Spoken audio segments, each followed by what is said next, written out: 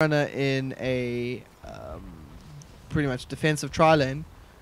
Seen more of her solo mid, solo trade lane, or even safe lane solo.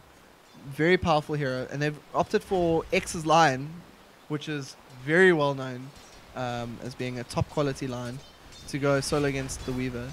That in itself is a fair game. I mean, Hex and Finger and Impale, instant guaranteed kill at level 6 if you get it all off. So they're hoping to get some levels on him. He's obviously very powerful counter to a Weaver. And yes, we missed another kill bottom. Lutana, you must say things, dog. Yeah. Spectre on 63 health. I don't know why he turned around there, but the Crystal Maiden managed to get the last hit. So effectively 5-1 so far. Let's have a quick look at these cool stats that we can see in the game. If they ever load. Okay, so things don't work. I need to really learn how to use these things. There's generally a graph that shows the gold differential. For some reason I can't open that. I'm a noob. There we go. So, golden experience as we missed part of the game.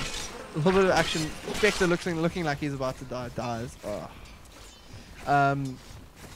So that's what these cool things on the side. Here we go.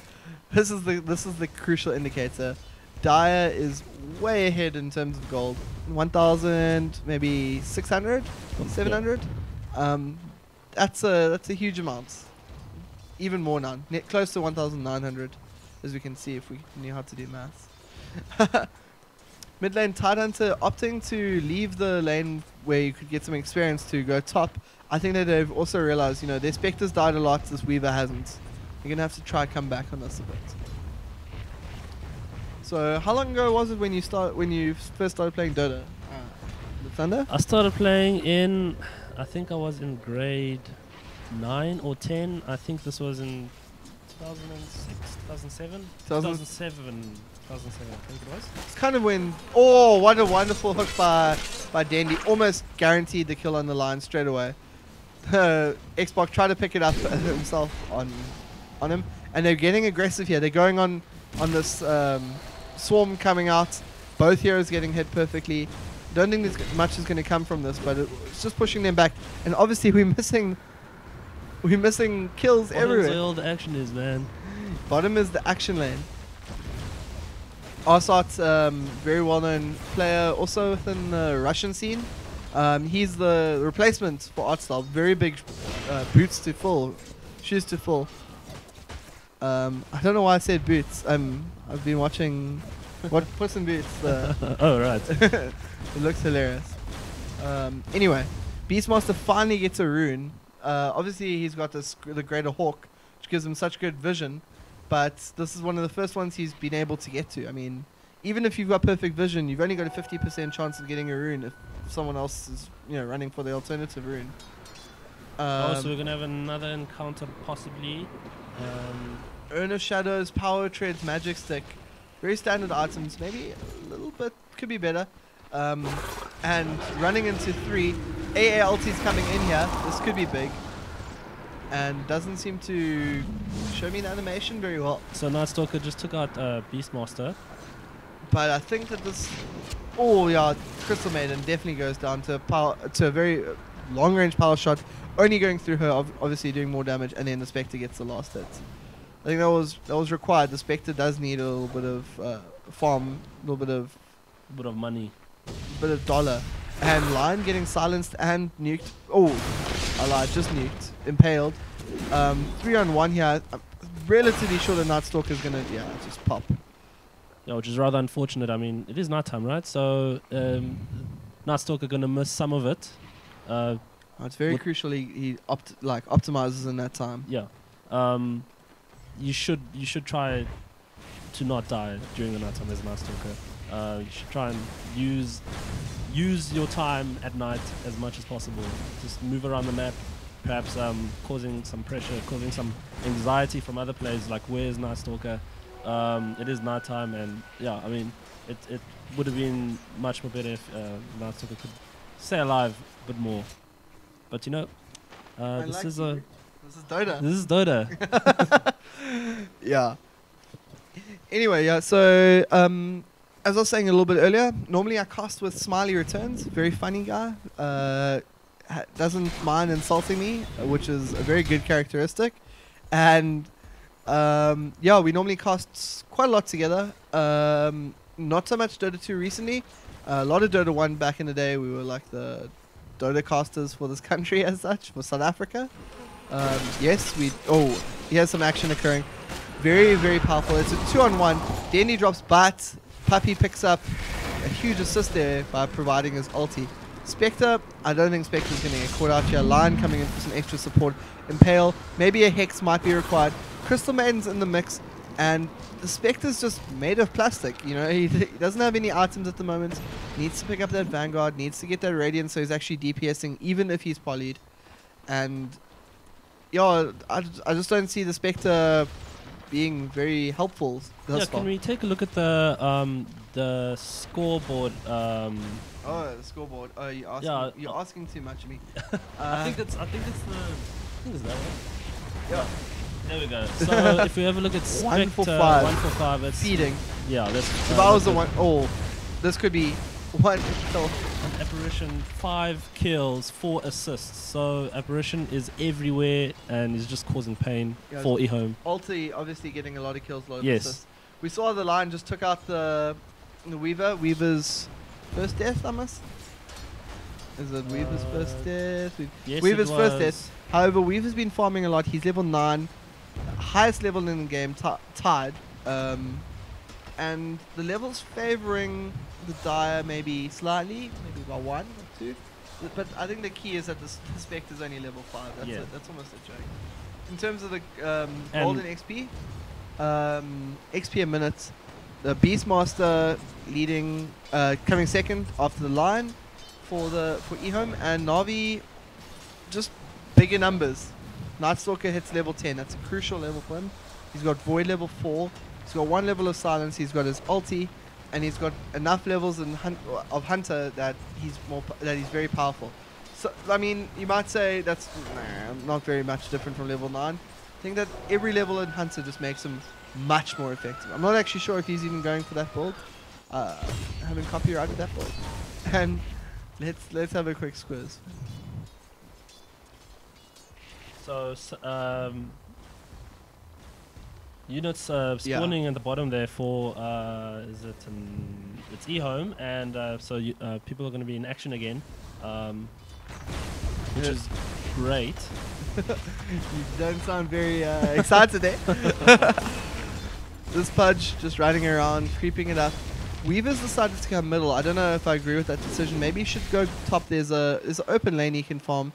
His tower's hardly been touched. He's got a very safe lane. Obviously he's got invisible, and he's deciding to listen to my advice and cruise on top. Oh, he heard you. Yeah. This is actually a live game. We're just telling them what to do. Exactly. Anyway, yeah, a lot of StarCraft this weekend was very exciting. Puma versus Hero finals. Yes, that was a very fun match. Went to the last game. It went to 7 games. It was 3-all to Puma and Hero. Hero taking the last game, and he was very good. He was just solid Protoss versus Terran play. It was a really good game to watch. Today, actually, there was GSL. Code S, Lenok versus MVP. Lenok beat MVP. Yo, big play. Yeah, it's massive because it's just continuing with the tradition that if you win MLG, you're going to GSL finals. And Lenok just reasserting that's golden rule of StarCraft. It looks like mid tower is going to come under quite a lot of pressure here.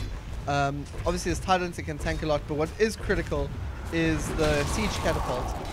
The AA ulti does not seem to render when I'm watching replays, but we can see the visual effect on the heroes here. Middle tower, 150 health, definitely going to die. Going. Done. And that's the first tower that EHOME have picked up.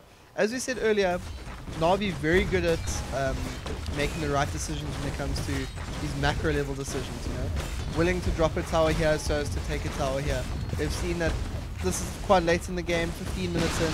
Spectre's only going to get 200 gold from this, obviously, as he would earlier, but 200 gold at 15 minutes is very different to 200 gold at 6 minutes. You know, if they let that Venomancer in, they let a little bit more push in, it would be a different story maybe. Lion hasn't really picked up anything yet. Magic Wand and some power treads. Currently on intelligence. Probably will change that to strength if he starts DPSing a little, or starts being DPSed a bit. And Crystal Maiden and AA seem to be running around. Very powerful. Cold Feet and Frostbite together. Guaranteed stun for duration of Frostbite, which is only level 1 at the moment. That's surprising. Opting for Nova. And it's almost a given that the aura is going to get maxed out. So middle getting quite heated now. A lot of people hanging around that area. A lot of pressure on this tower. It looks like it's going to drop very quickly. Yeah. 300 health. They've changed focus a bit. Picking up the Cool Beast. Stun coming off. Huge ulti. Ravaged by Tide Hunter. AA ulti coming in. Great damage. Puppy is deciding to get back a little bit. He's tanking tower. Weaver's ulti coming in. It looks like the Crystal Maiden might drop here. Windrunner power shot coming in. Dendy's just running around the side. Hasn't really decided what to do. Spectre's in a little bit of trouble. Great Impale coming through. But I think maybe a lucky hook, a Dendy hook. No, Na'Vi deciding to back out.